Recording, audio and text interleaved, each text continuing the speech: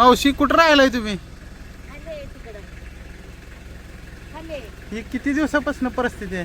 आता ही पाऊस असल्यापासून रोज असं जात आहे आता? रोज असंच जाते. काय सांगाल प्रशासनाला? आता पाऊस पवार असता ते असला चिखलातनं जाय यायचं होतंय. काय करायचं? ठीक आहे ठीक आहे. चपल्या तुटते बाई, एक पाय खाली एक पायवर असं होतंय. लक्ष देत नाही होय कोण इथं? आता काय माहित आपल्याला.